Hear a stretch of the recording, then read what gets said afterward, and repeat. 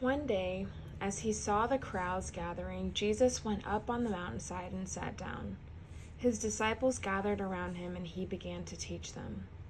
God blesses those who are poor and realize their need for him, for the kingdom of heaven is theirs.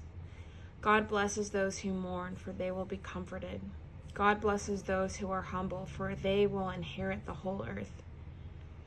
God blesses those who hunger and thirst for justice, for they will be satisfied.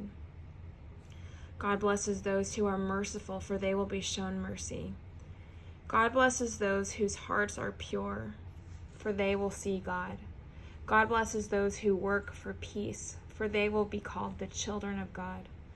God blesses those who are persecuted for doing right, for the kingdom of heaven is theirs.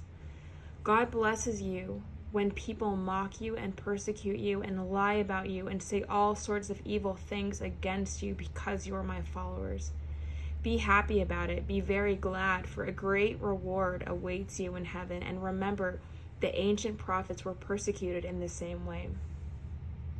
You are the salt of the earth, but what good is salt if it has lost its flavor?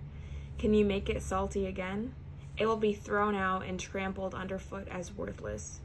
You are the light of the world, like a city on a hilltop that cannot be hidden. No one lights a lamp and then puts it under a basket. Instead, a lamp is placed on a stand where it gives light to everyone in the house.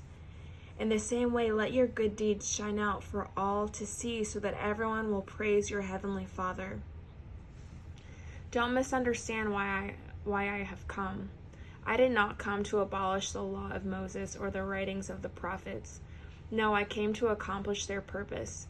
I tell you the truth, until heaven and earth disappear, not even the smallest detail of God's law will disappear until its purpose is achieved. So if you ignore the least commandment and teach others to do the same, you will be called the least in the kingdom of heaven. But anyone who obeys God's laws and teaches them will be called great in the kingdom of heaven. But I warn you, unless your righteousness is better than the righteousness of the teachers of religious law and the Pharisees, you will never enter the kingdom of heaven. You have heard that our ancestors were told you must not murder. If you commit murder, you are subject to judgment. But I say, if you are even angry with someone, you are subject to judgment. If you call someone an idiot, you are in danger of being brought before the court. And if you curse someone, you are in danger of the fires of hell.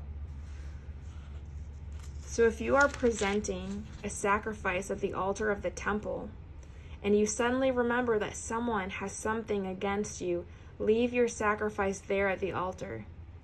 Go and be reconciled to that person, then come and offer your sacrifice to God. When you are on your way to the court with your adversary, settle your differences quickly. Otherwise, your accuser may hand you over to the judge, who will hand you over to an officer, and you will be thrown into prison. And if that happens, you surely won't be free again until you have paid the last penny. You have heard the commandment that says you must not commit adultery. But I say, anyone who even looks at a woman with lust has already committed adultery with her in his heart. So if your eye, even your good eye, causes you to lust, gouge it out and throw it away. It is better for you to lose one part of your body than for your whole body to be thrown into hell. And if your hand, even your stronger hand, causes you to sin, cut it off and throw it away. It is better for you to lose one part of your body than for your whole body to be thrown into hell. You have heard the law that says a man can divorce his wife by merely giving her a written notice of divorce. But I say that a man who divorces his wife, unless she has been unfaithful, causes her to commit adultery. And anyone who marries a divorced woman also commits adultery. You have also heard that our ancestors were told, you must not break your vows, you must carry out the vows you make to the Lord. But I say, do not make any vows. Do not say by heaven, because heaven is God's throne. And do not say by earth, because the earth is his footstool. And do not say by Jerusalem, for Jerusalem is the city of the great king. Do not even say by my head, for you can't turn one hair white or black. Just say a simple yes I will or no I won't. Anything beyond this is from the evil one. You have heard the law that says the punishment must match the injury, an eye for an eye and a tooth for a tooth. But I say, do not resist an evil person. If someone slaps you on the right cheek, offer the other cheek also. If you are sued in court and your shirt is taken from you, give your coat too.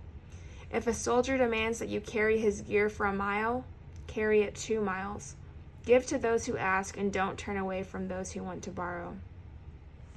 You have heard the law that says, love your neighbor and hate your enemy. But I say, love your enemies, pray for those who persecute you. And that way you will be acting as true children of your Father in heaven. For he gives his sunlight to both the evil and the good, and he sends the rain on the just and unjust alike.